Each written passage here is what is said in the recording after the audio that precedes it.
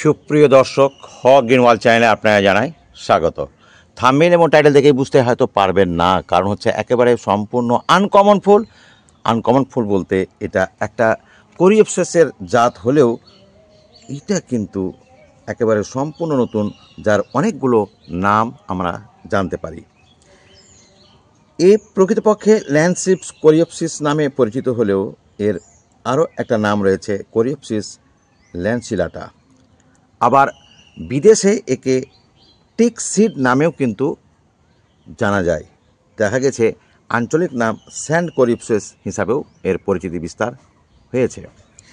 তবে মনে রাখবেন, এর উৎসস্থল কিন্তু উত্তর আমেরিকা অর্থাৎ নর্থ আমেরিকা থেকে এসছে। আর এই ফুলটি দিয়েই মজার জিনিস হলো, যখন আমাদের শীতকালীন ফুলগুলো প্রায় শেষের দিকে, ঠিক তখন শীতের শেষ থেকে শুরু করে বসন্তকালের আগমনের সূচনা যখন হয়, ঠিক তখন থেকে এই গাছের ফুলটা ফুটতে শুরু করে। আর গ্রীষ্মের মাঝামাঝি অবধি এই ফুল কিন্তু খুব সুন্দর শোভা বর্ধন করে। তো এই গাছটি যে কোরিওপসিস প্রজাতির, একটুখানি অনেকের কাছে কোরিওপসিস আমার কাছে খুব পরিচিত হলেও, এবং আমি এবার এত বেশি ছড়িয়েছি এই গাছটা মালদা জেলায় যে প্রায় 500 পিস লোককে আমি চারা করে দিয়েছি।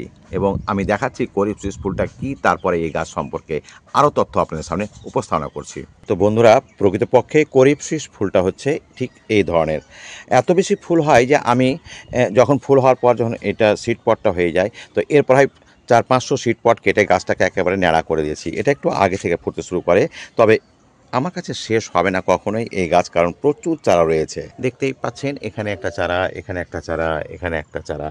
এখনও আমি প্রায় 200 পিস সবাইকে দিতে পারবো। যাক, এই ব্যাপারে আর আসছি। এই গাছটি প্রকৃতপক্ষে অ্যাস্টেরেসি পরিবারের, সাধারণত 2 ফুট লম্বা হয়।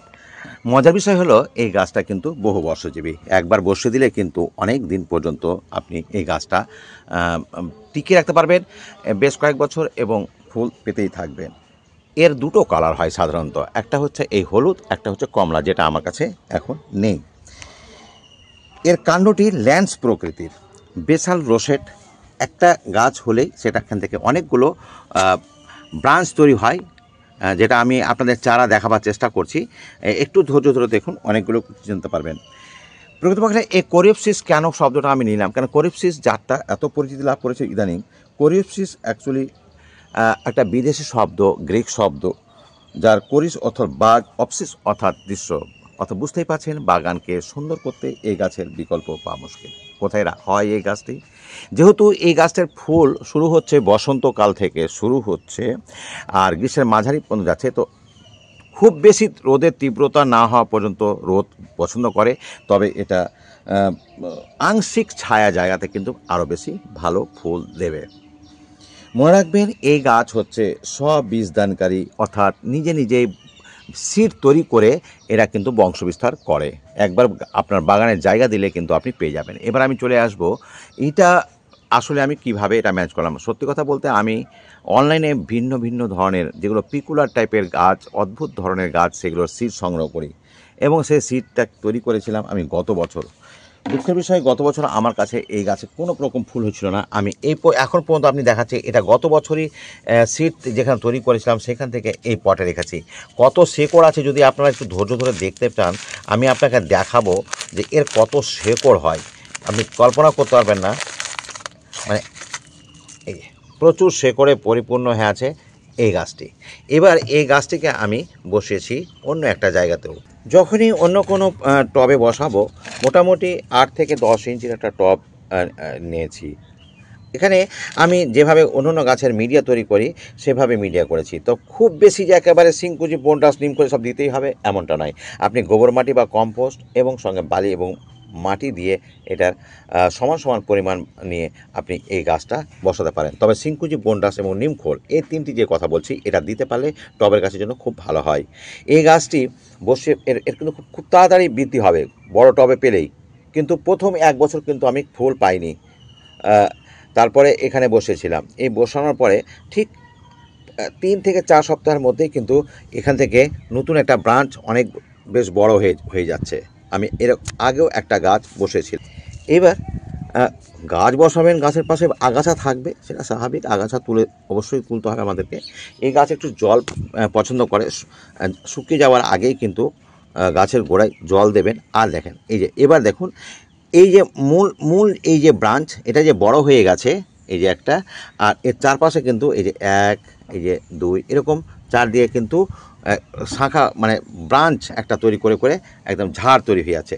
তো যখনই এরকম একটা ব্রাঞ্চ দেখতে পেলেই আপনাকে খাবার দিতে হবে। আপনি জৈবিক দেবেন না অজৈবিক দেবেন সেটা আপনার ব্যাপার। আমি অবশ্য রাসায়নিক সার বেশি এই গাছের জন্য, যেহেতু এটা বহু বর্ষজীবী গাছ, মানে বেশ কয়েক বছর বাঁচে, যখন আমার হিস্ট্রিটা বলছে। কাজে আমি এখানে মোটামুটি 1 চামচে 4 ভাগের 1 ভাগ, একদম 4 সাইডে এই করা দানা আমি 10-26-26 দিলাম। 10-26-26-এর বিকল্প নাই, কারণ এখানে গাছ বড়ও হবে, গাছের গঠনও শক্ত হবে। আর দ্বিতীয় কথা হচ্ছে ফুল দিতেও সাহায্য করবে, কারণ এখানে নাইট্রোজেন অল্প পরিমাণে আছে, নাইট্রোজেন, ফসফেট এবং পটাশ পর্যাপ্ত পরিমাণে আছে, ফলে গাছের ফুল দিতে কোনো অসুবিধা হবে না। এবার চলে যাব আমরা বড় গাছটির দিকে। তো বন্ধুরা, বুঝতেই পারলেন এত সুন্দর ফুল, এবং এই ফুলটা ফোটা মোটামুটি 1 সপ্তাহ থেকে ফুটছে। এখনও মনে হয় যে পূর্ণ বিকশিত হয়নি বা কোনো, আমার মনে হয় কোরিপসিস যেমন 3 থেকে 4 সপ্তাহ, ফুল যে কত হবে তার কোনো হিসাব নেই, এবং 3-4 সপ্তাহ তো স্থায়িত্ব হবেই, এটা একেবারে পরিষ্কার বুঝতে পারছি। কারণ 1 সপ্তাহে তো মনে হচ্ছে সদ্য ফুটেছে, এরকম এত এত তারুণ্য ভাব, তাজা ভাব রয়েছে।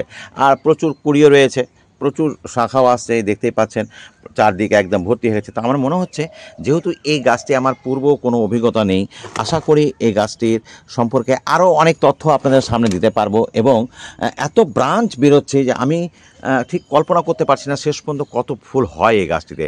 কারণ কোরিপসিস গাছটা কিন্তু মোটে 5 থেকে 7 ফিট পর্যন্ত লম্বা হয়ে যায়, কিন্তু এই গাছটির যা দেখা যাচ্ছে যে কিন্তু দৈর্ঘ্যে কিন্তু মাত্র 2 ফিট। কাজে এই গাছটা কিন্তু আমরা খুব শখের বশে করতে পারি, এবং যেহেতু দীর্ঘমেয়াদী। কোরিপসিস যেটা দেখালাম এর আগে, সেটা কিন্তু প্রতি বছর নষ্ট হয়ে যায়, কিন্তু এটা যখন বলছে যে বহু বর্ষজীবী গাছ, তাহলে এটা সম্বন্ধে একটা জানার কৌতূহল, আগ্রহ আমাদের থেকে গেল। তো বন্ধুরা, আমি ভিডিওটি আর বড় করতে চাইছি না। রোগ পোকা আমি এখন পর্যন্ত দেখতে পাইনি, বা তাই আমি নতুন করে কিছু বলছি না। আগামীতে এর সম্বন্ধে আরও বেশি তথ্য পেতে হলে অবশ্যই আমার সঙ্গে থাকতে হবে, এবং আমার ইউটিউব চ্যানেলটিকে, হক গ্রিন ওয়ার্ল্ড চ্যানেলটিকে সাবস্ক্রাইব করে নিতে হবে। আর যারা ফেসবুক থেকে দেখবেন, তাদের অবশ্যই আজিজুল হক নামে যে, মানে আমার যেটা দেখছেন আইডিটা, সেটা অবশ্যই ফেসবুকে ফলো করে নেবেন। আজ এখানে শেষ করলাম বন্ধুরা, ভালো থাকবেন, সুস্থ থাকবেন। পরবর্তী ভিডিওতে আরও আমরা নতুন কিছু তথ্য জানার জন্য, আরও আপনাদের পাশে পাওয়ার জন্য অবশ্যই আমি সাদরে তাকিয়ে থাকলাম। ভালো থাকবেন, সুস্থ থাকবেন। আগামীতে কথা হবে নতুন কোনো গাছ নিয়ে, নতুন কোনো ফুল নিয়ে। এখানেই শেষ করছি। ধন্যবাদ।